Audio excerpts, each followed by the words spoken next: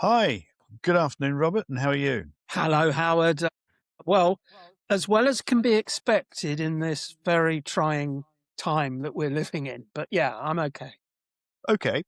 Well, we said last time that we'd have a look at a thing we call the dark side. There's Now, a the lot of dark it side, about much more than we think. the far side So, of the moon on a more positive. well, that would have been an interesting place. I'd have loved to have been Yeah. there. Yeah. But when we talk about the dark side, what do we mean? So, a lot of people are driven by our ambition, self-importance, but they have fragile egos, often masked by confidence. People need to be seen in different ways by different people. So there are three sort of psychological, unfortunately, they are definitions that we don't necessarily like. We have what we call the sociopath, often better known as the psychopath. There are differences. The narcissist and the Machiavellian. Have you met all three? I have met all three, although I would say that the the people that are all three in one person are rarer than, or more rare than, the person that is, if you will, a raving narcissist, but don't necessarily have the sociopathy or the Machiavellianism. So, one of the things is, Howard, I'm writing a book, and the book is using Venn diagrams to explore different themes around business strategy and leadership. In the book, there isn't a three-circle Venn diagram on the dark side of leadership, but when we spoke about doing this podcast, my mind immediately went to the fact of those three things: the narcissism, the Machiavellianism, the sociopathy, and how they come together in a Venn diagram, and the fact that there will be overlaps. So that you will find people that not only are potentially all three things, gosh, I don't know whether I've met someone that's all three things in I one. haven't. I haven't. We'll meet him and we'll introduce him in a Okay. minute, shall we? But I But when we certainly I've met other people that represent overlaps of two of the things. So when we talk about three, so we should just give a brief description of what the three Yes, are. let's do that. So I'll start off with the sociopath. I mean, these people are actually quite common in business, and they get rewarded, to be honest, for their behaviors, but those behaviors, when in extreme, are atrocious. So they're normally superficially charming, quite emotionally shallow, but they're largely indifferent to other people. They operate without guilt or fear. They treat people as obstacles, tools, or even collateral damage, something that's got to be destroyed en route to achieve their end. So if we look at how this comes out in leadership, the behaviors they exhibit are they normally remain calm in a crisis. They make hard decisions without any remorse, or at least visibly anyway. They use charm instrumentally. They discard people once they're no longer useful. They violate norms, policies, and ethically, they'll do whatever they want if they believe it justifies what they want. They're not worried about harm. They often create, if they're at the top of an organization, a fear-based culture Right. where loyalty is enforced and not earned. They're very common, and a lot of salespeople, those sort of things, get to the top through being very sociopathic. So, do you want to take another one? Yeah, I'll talk about the narcissist. Not because I am one, but these are people that I have come across. And we also can probably imagine people in public life and perhaps in politics that are described as narcissists. They need people to admire them. They it's about their ego, their self-importance. Sometimes it can be confused as confidence, but no, they need people to love them. That's what they feed on. They want to be seen as exceptional. They often do not react well to challenge, and they confuse being visible with delivering value. The thing that they want to be is visible. They want to be in lights. In terms of leadership, they often dominate the conversations, and it's dominating conversations in the sense of look at me, listen to me. They take credit when, I often think one of the good examples of leadership is when the leader gives the credit to everyone else. These narcissist leaders, it's all down to them. And they react defensively or aggressively to challenge, dissent. And, again, we can probably look at politics where certain people have surrounded themselves with people who don't give the challenge, surround themselves with sycophants, which is a dreadful combination. Surround themselves with agreeable supporters. And that happens in business as well, where we've seen narcissists that surround themselves with a leadership team of people that agree with them. I was in my consulting career, I was in a leadership team where the leader deliberately picked people who would give him challenge, who wouldn't in fact, this particular leader, he'd be cross with me if I agreed with him, which I thought was wonderfully refreshing. But I think the sign of a great leader as opposed to a narcissistic leader. Yeah, my sort of experience, these people tend to use the I word, not the we word. Yeah. And if we look at a cognitive bias that's pretty strong with these sort of people, is groupthink. Hmm. The leader's made his mind up, just keep quiet. Yeah. So the last one is the Machiavellian character. These are people who are very calculating, strategic, emotionally detached. They seek power and they use it for an advantage. They manipulate relationships, often patiently, but pragmatically. They view ethics as something that's negotiable and ends in justification. They build power very quietly through alliances, influence, and control of information. They say different things to different audiences, but it's all plausible with a deniability.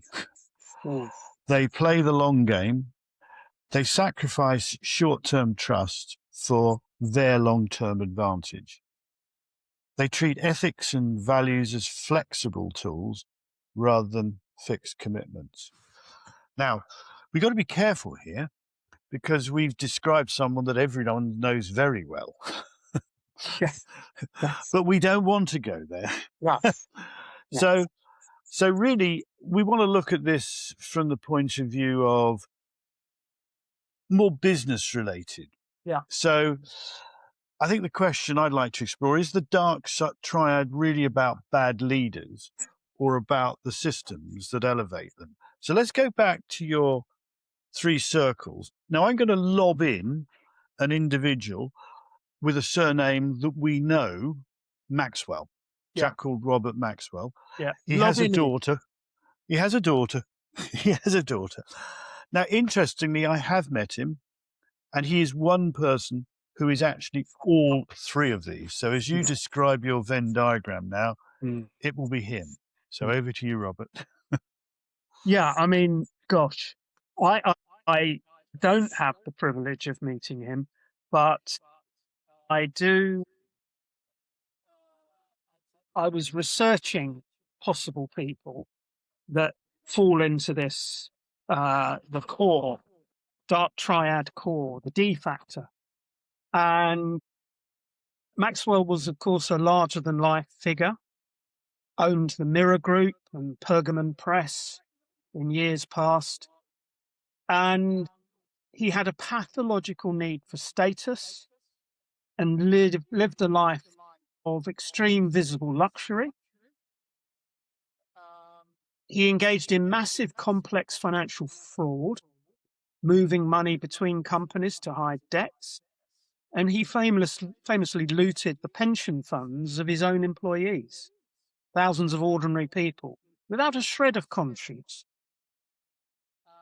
And it was only when he died that the sheer scale of his exploitation was revealed.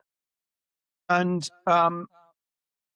this notion of the dark triad is it's actually in psychology often referred to as the D factor, as in dark, and it's in simple terms, it's it's a kind of perfect storm of these negative traits that often make the people quite effective at getting it to the top of organizations, but they're not great places to work unless you're prepared to sacrifice your own sense of self-worth and values. You're going to have to, put those to one side in order to survive and thrive under the leadership of such people. Yeah, I'd like to sort of chuck in something here. Having worked with lots of teams, these the triad of these three things, it makes working for leaders difficult. So good people leave. So very often, and this happened in Pergamon, there's no one to challenge. So in team terms, you end up with a top team that's a second 11. Yeah, the sycophants. Yes, and the acolytes that will hang along. And as you said earlier, they get rewarded. They're happy to play along with it. But unfortunately, they're no good for the organizations long term because there's no challenge. So, and I think that's a thing to bring out is that very often organizations have second 11 management teams by the making of a certain individual. This D factor, it's a thing that has a veneer, sometimes a veneer of achievement, because everything is dressed up to deliver a seeming sense of success, but it's so often superficial, skin deep, and there's no depth to it. And I think that's part of the problem that I was saying earlier. There are a lot of people who quite happily go to work, get well remunerated, as long as they don't have to make decisions or do anything. They're quite happy to be dominated. I don't want to suggest anyone who's going to listen to this is, but these people are often very mobile, and that's one of the problems. And they're very good at deceiving other people to actually employ them. So is that really about them? So the question I have is the dark triad really about the bad leader, or is it about the system that elevates them?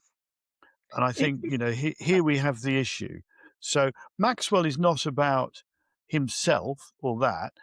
It was about the system in which he worked with his Machiavellian character, was able to manipulate extraordinarily well. And no one ever questioned him. Yeah, in a way.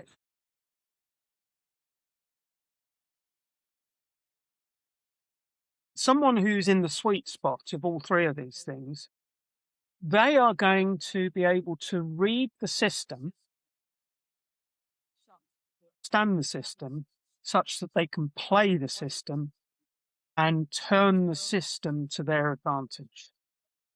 So it's not necessarily the fact that the system will automatically seek to promote these people and elevate them and put them in positions of power. Sometimes I think perhaps that is the case.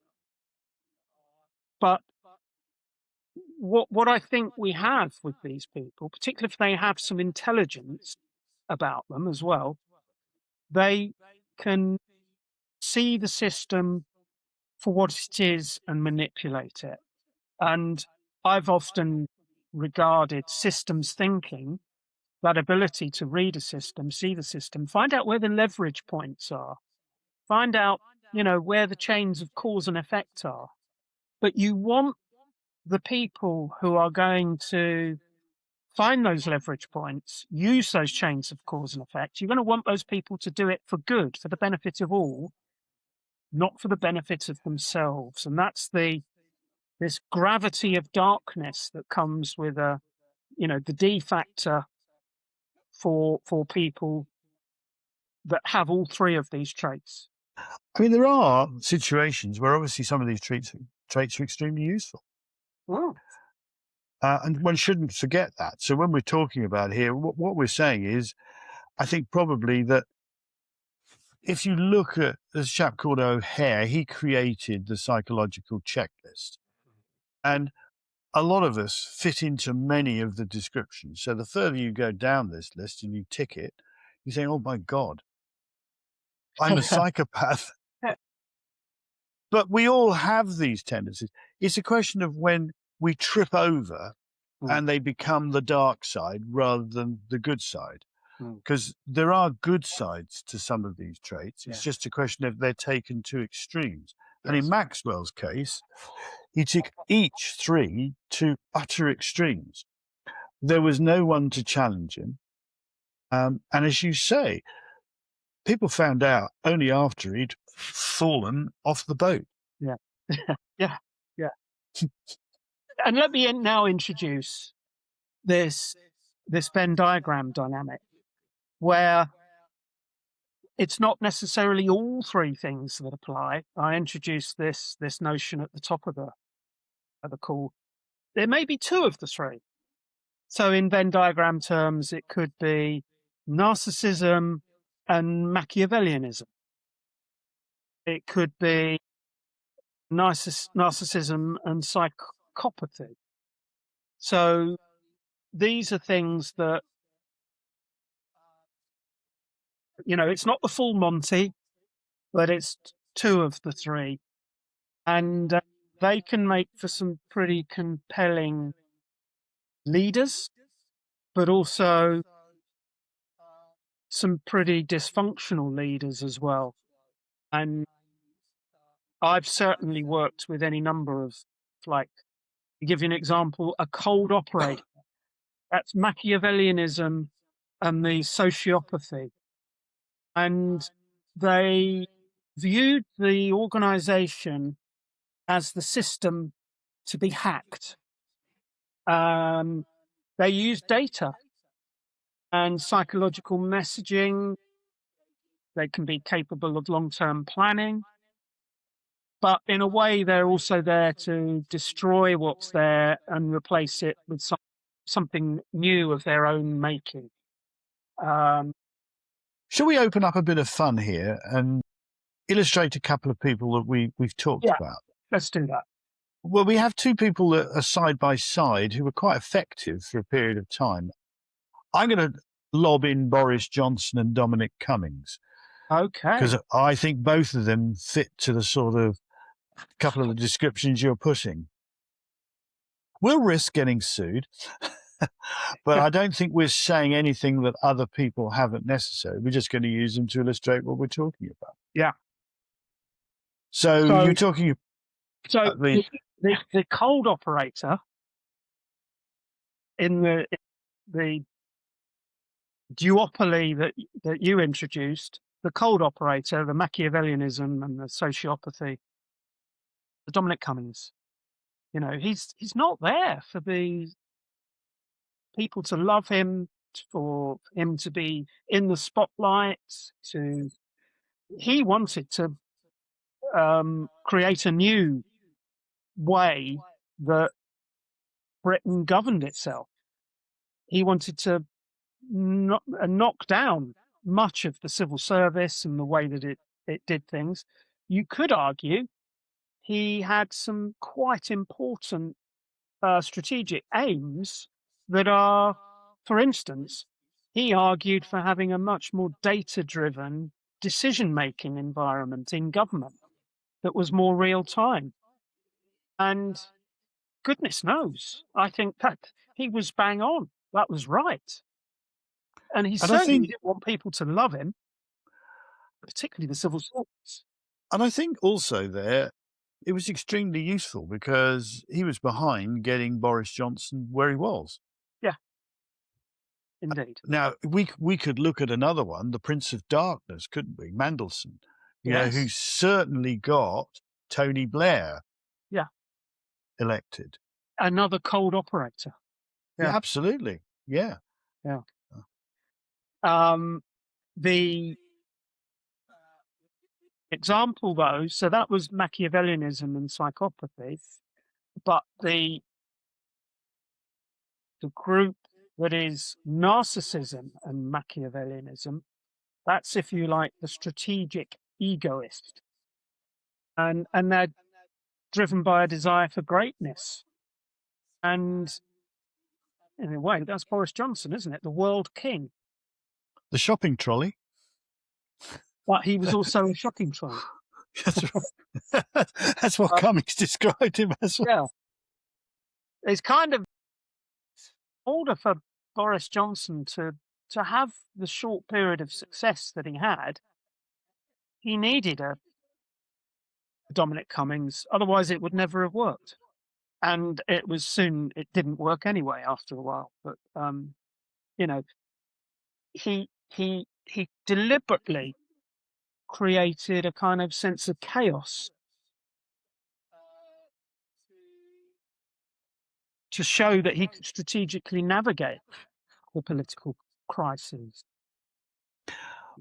I'm going to put another businessman, past, but headed up an extremely successful organization and one that still is, Steve Jobs of Apple. Yeah, another strategic egoist. Mm.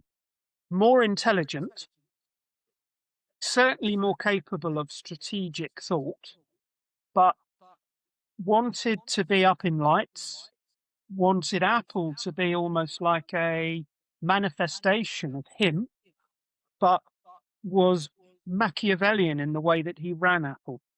So I suppose a question that we can start to wrap up on what we're talking about, because I think this is a topic we'll come back to. How early do the warning signs show of these people, and why are they so often ignored in businesses, do you think? I think the people, I think these signs appear quite early. I'm not a psychiatrist. I am struck. Earlier we were talking about Roman Catholicism and Jesuit. Oh, let's not go there. No, but I remember a saying that the Jesuits have: "Give me the boy until he is 7, and I give you the man." Mm.